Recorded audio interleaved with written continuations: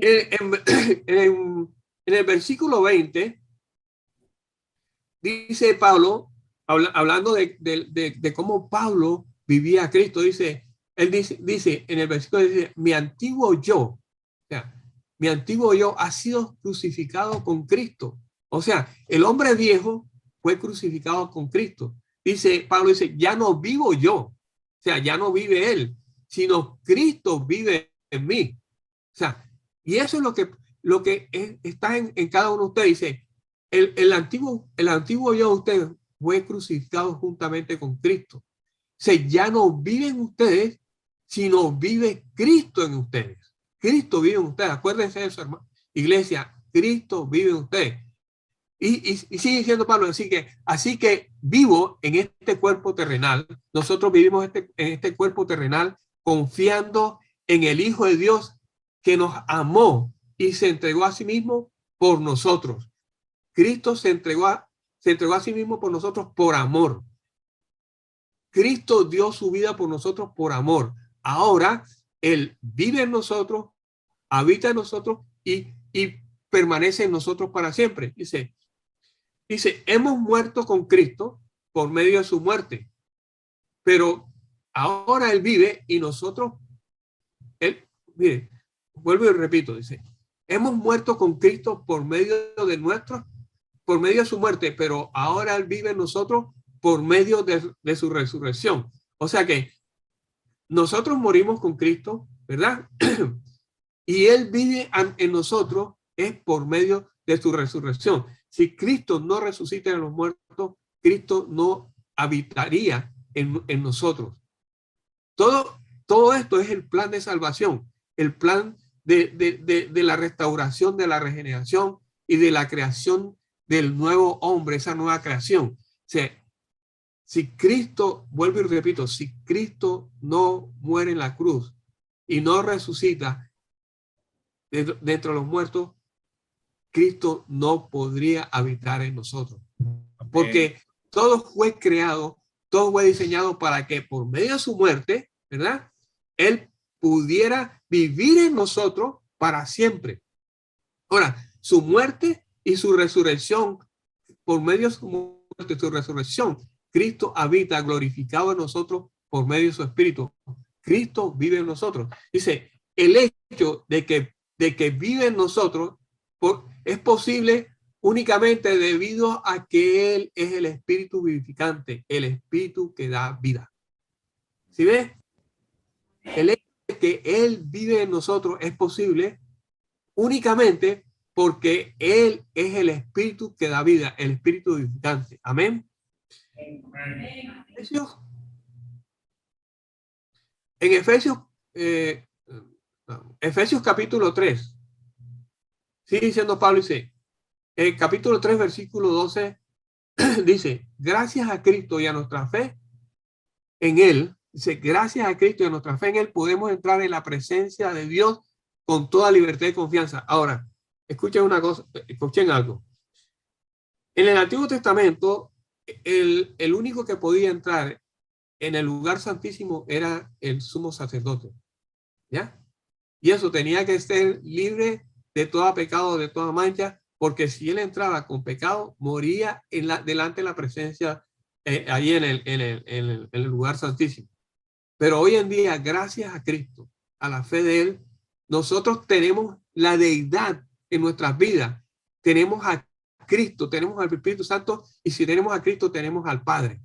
Quiere decir que nosotros podemos estar en la presencia del Padre sin temor a nada, con libertad y confianza, porque el Padre nos ve a nosotros a través de su Hijo. ¿Y qué fue lo que hizo su Hijo? Nos justificó. La justicia divina, la justicia de Dios en nuestras vidas, la justicia de Dios en nuestras vidas. Hoy somos justos delante de los ojos de Dios por Cristo, y por esa razón nosotros podemos estar delante del Padre sin problema. Tenemos la libertad y confianza de estar en su presencia, hablar con Él, ¿verdad? Gozar de su presencia, porque por Cristo, por medio de la fe en Él. Amén. Amén. El versículo 13 le dice Pablo en el versículo 16, perdón. Dice, piden oración. ¿Qué es lo que está diciendo Pablo? Dice, piden oración de que de su glorioso e inagotable recurso. ¿De quién? De Cristo. Los recursos de Cristo. Dice, lo fortalezca con el poder en el ser interior por medio de su espíritu. O sea que Pablo estaba pidiendo que de los inagotables, los gloriosos e inagotables recursos de Cristo nos fortalezca en nuestro ser interior por medio del Espíritu Santo que habita en nosotros. Ahora, todos esos recursos inagotables están en el Espíritu Santo y esos son porque es el Espíritu de Cristo y esos son es lo que nos va a fortalecer a nosotros, nos va a llenar a caminar en victoria, en poder por medio de la palabra. Y sigue diciendo Pablo en el versículo 17, dice, entonces Cristo habitará, dice, entonces Cristo habitará en el corazón de ustedes a medida que, dice, entonces Cristo habitará en el corazón de ustedes a medida que confíen en Él. O sea, si nosotros ponemos nuestra confianza en el Señor, Cristo va a permanecer con nosotros, permanece con nosotros por medio de su Espíritu, ¿verdad? Entonces, cuando nosotros confiamos en Él, vamos a echar raíces profundas en el amor de Dios y ellos nos mantendrán fuertes. Acuérdense que Dios derramó su amor en nosotros por medio de su Espíritu. Y nosotros vamos a echar raíces profundas en ese amor que Dios manifestó. Y ese amor y esas raíces nos van a mantener fuertes, arraigados. ¿En quién? En Cristo, en la presencia de nuestro Dios Todopoderoso, nuestro Padre Celestial. Eso es lo que quiere, que nosotros nos alimentemos, nos fortalezquemos en el amor que Él, porque la palabra dice que el amor echa fuera todo temor. Y por amor por amor a nosotros, fue que Dios entregó a su Hijo. No le importó que muriera en la cruz, con tal de que, de recuperarnos a nosotros, cada uno de ustedes, cada uno de nosotros, y hacer una nueva creación, un hombre nuevo, el cual fue engendrado por medio del esperma de la palabra y el espíritu, y esa nueva creación es verdaderamente un hijo de Dios. No es adoptado, sino es una nueva creación creado a la imagen y semejanza de su Hijo. Amén. Amén. En el versículo 18,